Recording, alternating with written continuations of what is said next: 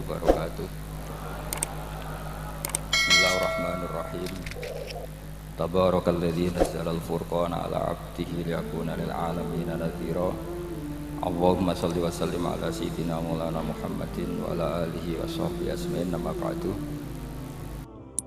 Yang sangat saya hormati semua pengurus wilayah Nahdlatul Ulama Jawa Tengah, wabil khusus Ki Haji Ubaidillah Sodaqoh, teman saya juga guru saya, putra guru saya Ki Haji Abdul Ghafur Maimun. Saya mau cerita sedikit tentang sanad. Jadi buyut saya kandung itu namanya itu Hafsah. Jadi buyut saya kandung itu namanya Hafsah. Itu lahir di Damaran. Damaran itu belakang imaman Masjid Kudus. Hanya sekitar 30 meter dari imaman Masjid Kudus. Itu punya bapak namanya Maksum, punya bapak namanya Soleh. Soleh itu bin Kiai Haji Asnawi Sepuh. Nah, yang Mbah Soleh saya itu, saya generasi ke-7 dari Mbah Soleh itu. Jadi pas ke-7. Kalau ke-8 itu sudah kata orang-orang kaya gitu. Kenapa kamu miskin? Generasi ke-8 katanya. Jadi Mbah Soleh Darat itu orang Jepara, orang Mayong. Itu dulu ngajinya diantaranya di buyut saya di Mbah Soleh bin Raden Asnawi Sepuh. Raden Asnawi Sepuh itu cucu dari Mbah Mutamakin. Itu kesanatan saya. Jadi saya punya naskah banyak. Tadi Gus Nurul tak kasih tahu.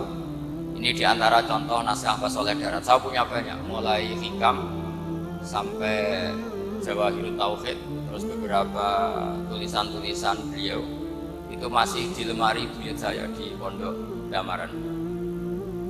Terus buyut-buyut saya itu juga yang diantaranya ada yang nikah di keluarga Gedungan, dan itu sebagian melahirkan Pak Said Akil. Jadi buyut-buyut Pak Said itu adiknya buyut saya. Tapi kalau saya dengan beliau itu sepuh beliau. Jadi kalau saya manggil Pak Said itu kira-kira kalau nggak paman ya mbah. Kenapa saya cerita ini? Karena di antara ikatan sanad itu dzurriyatam ba'duha min ba'd. Ada keterikatan cara berpikir berdasar sanad. Tadi seperti yang dikatakan moderator, laulal isnadu laqala man sa'a ma sa'a. Andai kan tidak ada sanad, maka orang akan berpikir agama sesuai maunya. Dan itu bahaya sekali. Karena agama ini riwayat seperti tadi yang dikatakan inna hadzal ilma dinun fanzuru amman ta'khuduna dinakum. Saya punya sekian contoh cara berpikir sanad dan cara berpikir rasional. Di akhir Ihya itu ada cerita tentang roja. Dan ini pasti di luar dugaan sampai. Karena sanad itu cara berpikir itu ya ikut saja. Yaitu ada 2 orang ahli neraka dipanggil Allah. Dipanggil Allah dalam keadaan di borgol. Ditanya sama Allah, enak di neraka? Jawabannya pemuda itu ya, wah Gusti ya, di neraka kok enak? Ya jelas gak enak. Ya sudah, kamu kembali lagi ke neraka. Dugaan kita kan pasti anak ini gak mau. Ternyata enggak, dia lari sekenceng-kencengnya menuju neraka. Semangatnya Masya Allah. Makanya ini sekaligus ijazah, kalau disuruh masuk neraka yang apa? Semangat. Oh itu Tuhan akhirnya tanya, loh kamu tak suruh ke neraka kok semangat? Gusti saya ini sudah kapok ketika di dunia kalau jenengan nyuruh sholat saya lelet, jenengan menyuruh kebaikan saya lelet. Sebagai bentuk kapok saya, menyuruh saya ke neraka saya semangat. Makanya saya nurut. Barokahnya semangat menuju neraka, ya sudah di surga saja. Nah, makanya ini nanti kalau kamu disuruh masuk neraka yang apa? Semangat. Karena kita di dunia itu ada di akhir Ihya. Artinya itu kan di luar dugaan kita. Cara berpikir seperti itu di luar dugaan kita. Artinya dia jadi ahli jannah. Cerita kedua ya masih di bab yang sama. Yang satu disuruh enak di neraka, ya enggak Gusti. Sudah kembali lagi ke neraka. Si orang ini tolak. Ditanya sama Allah, kenapa tolak? Ya Allah, ketika engkau memanggil kami ke surga, saya tidak pernah ngira kalau akan engkau kembalikan lagi ke neraka. Ya sudah, kamu di surga saya karena husnudzon sama saya. Ini berarti ada 2 sanad. lucunya sama-sama benar, yang semangat ya benar, yang lelet juga benar. Maka kamu punya dua pilihan, nanti kalau disuruh masuk neraka, bisa semangat, bisa apa? Lelet. Dan semuanya nanti di surga. Artinya begini, sanad itu apa ya? Enggak yang kita duga. Makanya saya mohon siapapun yang mencintai agama ini harus banyak baca. Jangan nuruti emosi, kemudian emosi itu di atas namakan agama. Di Sahih Muslim itu ada cerita, ini termasuk hadis pegangan kan Sahih Bukhari Muslim. Itu ada cerita seorang sujud sama Allah itu kan banget baiknya, sangat baik. Kemudian yang sujud ini diinjek oleh pemuda yang nakal, diinjek. Ketika diinjek, yang sujud spontan ngomong begini, fawallahi la yaghfirullahu laka, demi Allah, Allah tidak akan maafkan kamu. Di luar dugaan, tentu kalau nggak ada sanad, omongan ini normal karena nginjek orang apa? Sujud. Tapi di luar dugaan, Allah mewahyukan ke Nabi di zaman itu, disuruh bilang sama orang yang sujud itu, Allah ngendikan, manggal ladzi yata'alla alayya alla aghfira li fulan faqad ghafartu lahu wa ahbattu amalah. Siapa yang mencatut nama saya bahwa saya tidak bisa memaafkan orang yang nginjek, Allah tersinggung karena namanya dicatut. Saya ini Tuhan bisa menyiksa dan bisa mengampuni. Kenapa sifat saya jadi satu hanya menyiksa? Sifat ampunan saya di mana? Itu kalau nggak sanad tidak bisa. Saya ulang lagi, Allah itu apa? Zat yang bisa yaghfiru liman yasha wa yu'adzibu may yasha. Tapi orang yang sujud ini hanya mensifati Allah satu, yaitu Allah pasti menyiksa. Dan Allah tersinggung. Bagaimana mungkin saya Tuhan hanya berstatus bisa menyiksa, tidak bisa mengampuni? Akhirnya orang ini disalahkan, malah yang sujud tadi bilang ke orang itu, sujudnya saya hapus pahalanya, dan yang nginjek saya hapus dosa. Tapi ya bukan berarti terus kamu boleh nginjek orang sujud ya. Artinya gini loh, saya hanya memperkuat moderator tadi, berpikir agama itu berdasar sanad. Kalau nuruti emosi pasti kita akan setuju Allah tidak ngampuni yang menginjak. Tapi berdasar sanad, berapa orang yang dulu melukai Nabi, bahkan punya niat membunuh Nabi, akhirnya ditobati oleh Allah Subhanahu wa Ta'ala. Siapa yang nggak tahu cerita Surakoh, orang yang niatnya bunuh Nabi, ditobati Allah. Siapa yang nggak tahu cerita Khalid bin Walid, orang yang punya konsep untuk mengalahkan Nabi di perang Uhud, juga akhirnya masuk Islam dan diampuni Allah. Banyak lagi tokoh kafir yang dulu musuhi Nabi akhirnya ditobati oleh Allah. Sehingga ketika Nabi sangat marah ya dengan mereka yang kafir, malah ada ayat turun, laisa laka minal amri syai'un aw yatuba alaihim aw yu'adzib, bahwa wilayah mengampuni dan memaafkan itu wilayah Allah. Tentu kita secara syariat akan mengatakan yang injak itu salah, pasti itu. Kalau yang injak itu pasti salah, yang kafir pasti salah. Tapi jangan katakan kalau Allah tidak bisa menobati mereka. Lagi-lagi yang bisa mengertikan itu apa? Sanad. Kita ngaji di bab itu bahwa ada orang diinjak, ternyata Allah ketika yang sujud mengatakan wallahi la yaghfirullahu laka, demi Allah, Allah tidak akan maafkan kamu.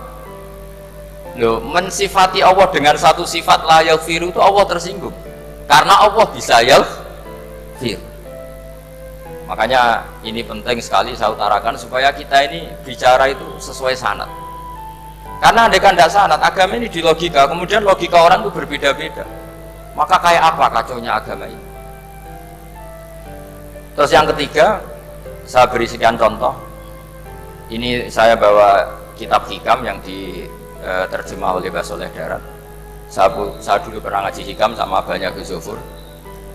Cara berpikir Abul Hasan Asyadzili misalnya, umumnya orang itu kan kalau amal itu ingin diterima ya, kalau sujud ingin diterima Allah, kalau sholat ingin diterima Allah, dan kalau sangat ingin itu biasanya terus berlebihan. Saking berlebihannya terus nangis minta amalnya diterima gitu. Tapi efek negatifnya gini, jangan-jangan nggak diterima, lalu kalau nggak diterima gunanya apa? Ini buruk sekali kalau mulai tanya, sujud saya jangan-jangan nggak diterima, kalau nggak diterima gunanya apa? Itu menurut Abul Hasan Asyadzili itu pertanyaan dari setan. Bagaimana mungkin kita pernah menyesal atau menyesali sujud yang pernah kita lakukan untuk Allah Subhanahu wa taala. Wong dadi kawulane Allah, wis dikai bumi, dikai oksigen, dikai rezeki, tahu sujud, bareng dikasih tahu Jibril, sujud kamu gak diterima. Wah, getun aku sujud be Allah. Masa sujud sama Allah getun. Maka kata Abul Hasan Asyadzili begini, kafa bika jazaan an radiyaka laka ahlan. Cukup sebagai balasan dari Allah yang luar biasa, kamu ditakdir sujud. Woi, keren. Coba kalau kamu nanti ketemu Allah, ada orang yang sama sekali di bumi gak pernah sujud, lalu kamu ketemu Allah sujud berkali-kali, kemudian dapat kabar kalau sujud kamu gak diterima. Pantas mana kira-kira? Pantas yang pernah sujud apa pantas yang gak pernah sujud? Pantas yang pernah sujud. Jika pikirannya Abul Hasan Asyadzili, sudahlah kamu bahagia saja karena kamu ditetir pernah sujud. Itu satu anugerah Allah yang luar biasa. Kamu gak perlu terganggu diterima apa gak diterima. Karena kalau kamu terganggu itu nanti lama-lama mengatakan apa gunanya sujud kalau tidak diterima. Dan itu setan menang kalau sudah ada pertanyaan apa gunanya sujud. Nah, makanya disebut min syarril waswasil khannas. Kata Abul Hasan Asyadzili, waswas di sini adalah setan ngeridu kamu supaya kamu ngeset semua ibadah kamu, jangan-jangan kamu gak diterima. Kemudian kamu menyesali semua ibadah yang pernah kamu lakukan. Betapa buruknya kita. Wong ngamal apik kok disesali. Makanya saya ini sebagai kiai itu termasuk kiai yang paling sukses ya. Betul. Karena perasaan saya itu sudah sukses dulu sebelum nyata sukses apa enggak ada penting. Saya sering motivasi santri yang ngapalkan Quran 10 tahun enggak hafal-hafal. Nanti kalau ketemu Allah tetap keren. Pernah ngapalkan kitab saya? Pernah Gusti. Hafal tidak. Tapi kan keren pernah menghafalkan. Daripada sampai ditanya, pernah ngapalkan Quran? Tidak. Kok hafal lagu dangdut? Nah, itu posing sama jawabnya. Tapi kalau santri saya, pernah ngapalkan? Pernah Gusti. Di mana di Gus hafal? Enggak. Beda saja enggak. Tapi saya mencintai kitab engkau dan bukti cinta saya tak hafalkan. Cuma nasib tidak memihak saya Gusti, kan masih lumayan itu. Daripada ditanya pernah ngapalkan Quran? Tidak Gusti. Jebule apal lagu dangdut, yang ibu-ibu apal harga cabai naik turunnya harga berambah. Ini harga sembako hafal, tapi kalau Quran tidak hafal. Nah, pikiran-pikiran kayak Abul Hasan Asyadzili itu harus kita kembangkan. Makanya saya suka sekali ketika Mbah Mun yang sekarang diteruskan Gus Wafi meresmikan Thariqah Syadziliyah. Ya cerminannya kitab Hikam itu yang diterjemah Mbah Soleh Darat. Karena Hikam adalah murid Abul Abbas Al-Mursi. Beliau adalah murid Abul Hasan Asyadzili. Jadi gampangannya kalau sampai ingin tahu cara berpikir Abul Hasan Asyadzili itu ngaji Hikam. Karena Hikam itu cucu muridnya Abul Hasan Asyadzili. Dan itu cara berpikir gampang sekali. Misalnya hubungan dengan Allah. Ilahi kullama akhrosani lu'mi antokoni karomuka. Ya Allah, ketika saya terbungkam oleh kesalahan-kesalahan saya, sampai saya ini merasa tidak pantas minta, tidak pantas memohon sama engkau karena dosa saya banyak. Tapi kata beliau, antokoni karomuka. Tapi saya berani melafadzkan doa itu berdasar rahmat kamu tidak terbatas. Dan itu indah sekali kata-katanya. Ilahi kullama akhrosani lu'mi antokoni karomuka. Jadi kullama akhrosa sekirane bungkam disoroni ingsun apa lumi sifatnya ingsun apa mau dari iso ucap ini ingsun apa sifat lomang dan itu dipraktekkan semua ulama. Ya nafsula taknati min zallatin azumat innal kaba'ira fil kufrani kalamami. Jadi yang seperti yang dikatakan tadi Gus Ubaidillah tadi, ya sudah, kadang ada Baron saya, ada Busiri, ya saya tidak tahu karena bacanya innal kaba'ira fil kufrani kalamami la'alla rahmata rabbihina yaksimuha ta'ti ala hasabil isyani fil kisami. Itu ada orang terlalu fanatik kebaikan datang ke Abul Hasan Asyadzili gerutu karena dunia ini sudah kacau balau, banyak maksiat, banyak macam-macam. Apa jawabnya Abul Hasan Asyadzili? Man ahabba alla yusawahu fi ardi faqad ahabba alla tadhharu maghfiratuh. Jadi malah dibalik. Kalau kamu ingin dunia ini steril, nggak ada apa-apa, berarti kamu tidak suka akan kelihatan maghfirahnya Allah. Jadi sanad-sanad seperti ini harus kita jaga, meskipun tidak kita manfaatkan untuk kepentingan hadun nafsi, tapi kita harus kita jaga jika kita jadi orang itu tidak terlalu sepaneng dengan pikiran kita bahwa maksiat itu pasti mendatangkan azab. Kok kamu katakan pasti, itu buktinya apa? Maksiat itu salah, kalau salah harus istighfar. Maksiat itu salah, tapi Allah bisa saja mentobati yang maksiat kemudian jadi orang baik, karena Allah tetap bersifat yaghfiru liman yasha wa yu'adzibu may yasha. Kok kamu katakan pasti-pasti, itu sanadnya dari mana? Jadi ini pentingnya sanad ya. Jadi kita harus terus menjaga sanad ini supaya cara berpikir agama sesuai garis yang pernah ditulis oleh para ulama, yang semua itu musalsal ila Rasulillah Shallallahu Alaihi Wasallam. Terus ini mumpung ini di depan Gus Zofur juga, ini pernah tak baca di depan putra-putra beliau, di depan anak-anak. Ini nanti saya hadiahkan ke PWNU Jawa Tengah. Saya nulis kitab ini sebagai bentuk saya bahwa apa yang dilakukan Syekhina Kiai Haji Maimun Zubair semuanya itu berdasar khazanah-khazanah yang ada dalam kitab-kitab Al-Kutubil Mu'tamadah. Di antaranya ini kitab Khilyatul Aulia. Kitab Khilyatul Aulia itu kitab kesayangan Imam Ghazali. Sampai kalau baca Ihya Juz 4 itu beliau memberi saran ke kita, wa alaika bimudawamati mutolaati kitabi Khilyatil Aulia wa Tabaqatil Asfiya. Karena Imam Ghazali fi manaqibil akhyar itu nginduk kitab Khilyatul Aulia karangannya Abu Nu'aim Al-Asfihani. Kalau di tasawuf beliau nginduk kitab namanya Qutil Qulub karangannya Abu Thalib Al-Makki. Kalau di fikih tentu beliau nginduk gurunya sendiri Imamul Haramain, yaitu Nihayatul Matlab fi Dirayatil Madhab. Ini saya beri contoh kenapa Mbah Mun, Ki Ubaidillah, semua tokoh-tokoh NU cara perilaku itu santai, rileks tapi terarah. Ini saya beri contoh, ini riwayat dari Sufyan bin Uyainah, termasuk gurunya Imam Syafi'i. Ini halaman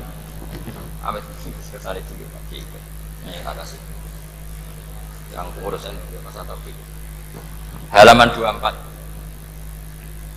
Ya, ini di halaman 24 saya terangkan an Sufyan bin Uyainah kana Isa wa Yahya alaihi wassalam ya'tiyanil qaryata fayas'alu Isa an syirari ahliha wa yas'alu Yahya an khiyari ahliha. Faqala lahu Yahya lima tanzilu ala syirarin nas, qala innama ana tabibun udawil mardo. Ini di juz 7 halaman 323.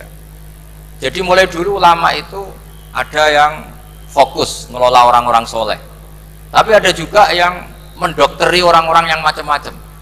Nabi Isa itu kalau di satu daerah tanya, di sini yang orang nakal-nakal di mana? Oh di situ. Terus beliau ke situ. Ditanya Nabi Yahya, kenapa ke situ? Saya ini nabi. Nabi itu biman zilatit tabib. Saya ini ibarat dokter. Tentu dokter itu yang menyembuhkan orang-orang yang sakit. Jika kiai-kiai kita tuh ya kancanan orang soleh ya mau, bina orang fasik ya mau. Lah yang nggak boleh itu yang potensi katut fasik, itu nggak boleh. Jadi apa ya, supaya kita itu melihat sesuatu itu tidak seudon kiai kok berteman orang fasik. Saya berkali-kali bilang berteman orang fasik itu haram. Tapi kalau dibalik pertanyaannya, membina orang fasik hukumnya gimana? Baik, bisa membina kalau berteman, ya sudah dibolak-balik gitu. Tapi kalau dibalik berteman orang fasik menjadi fasik, ya jangan berteman kalau buatnya masih seperti itu. Ya terus saya teruskan ya. Sayyidina Umar itu terkenal orang yang sangat keras. Sayyidina Abu Bakar terkenal orang yang layyinal janib, orang yang sangat santun, sangat sopan. Tapi anehnya ketika Abu Bakar mau wafat, itu khilafah atau khalifah itu diwasiatkan supaya yang mimpin itu Umar. Padahal orangnya sangat keras. Tapi yang jarang diketahui publik adalah ngiranya Umar keras itu wataknya. Ternyata enggak.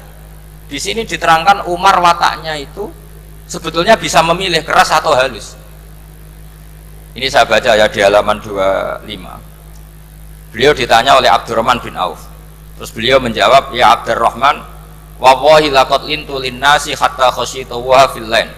Tsumma staddattu alaihim hatta khasyitu wa fi syiddah. Fa ainal makhraj. Terus di sini saya terjemah, saya saat lunak juga takut sebab lunak bisa dianggap pembiaran, tapi saya juga takut Allah saat keras sebab keras jangan-jangan termasuk tanfir, orang lari dari kebenaran. Ya misalnya gini, sampean punya anak, putri atau punya ponakan pacaran gitu. Datang ke kamu sama cowoknya, kalau kamu lunak pasti ponakan kamu ngira wong Pak D gak apa-apa, padahal Pak D saya itu kiai, ternyata saya gak ditegur. Lunak itu punya akibat dianggap pembiaran terhadap maksiat ya. Tapi kalau kamu keras, wah nak nenggonku tak wantemi watu, kan gak pernah ke kamu, bagaimana bina wong sowan saja gak berani. Artinya efeknya sama, terlalu lunak ya punya efek tidak bisa bina, terlalu keras juga punya efek tidak bisa bina. Maka kata Sayyidina Umar, famawahi laqad lintu linnas hatta khasyitu wa fillan. Artinya saat bersikap lunak saya takut Allah, karena lunak bisa dianggap pembiaran terhadap maksiat. Tsummastatatu alaihim hatta khasyitu wa fisiddah. Ketika keras saya juga takut, karena kalau terlalu keras bisa tanfir, bisa orang lari dari kiai, dari orang soleh. Makanya dalam guyonan-guyonan ulama itu ada preman jagongan di orang-orang fasik. Ditanya, kenapa kamu jagongan sama orang fasik? Kenapa tidak jagongan sama orang soleh? Habis orang solehnya marah-marah terus. Lah ini ramah. Makanya saya milih yang ramah saja. Gitu. Itu meskipun guyonan tapi pelajaran bagi kita. Karena ya memang Quran seperti itu. Walau kunta fadhun ghalidhal qalbi lan faddu min haulik fa bima rahmatin minallahi linta lahum. Terusnya itu. Jadi apa ya? Nah ini kalau nggak ada sanad nggak bisa. Nggak ada sanad nggak bisa, pasti kita berpikir sesuai keinginan kita. Maka ada ancaman yang keras, man fassaral Qur'ana bi ra'yihi falyatabawwa maq'adahu minan nar. Jadi saya mohon sanad-sanad seperti ini kayak yang dikatakan Umar tadi. Wallahi laqad lintu linnas hatta khasyitu wa hafillan. Tsumma istadadtu alaihim hatta khasyitu wa fis syiddah. Jadi kita akui bahwa dalam lunak juga ada sekian problem, dalam keras juga ada sekian problem. Terus kita bikin satu metode, satu manhaj yang kira-kira ya sa'iqal lisyaribin, atau yang lebih dikenal dengan Islam wasatiyah. Ada tawazun, ada tasamu, ada macam-macam. Ya, saya kira demikian. Assalamualaikum warahmatullahi wabarakatuh.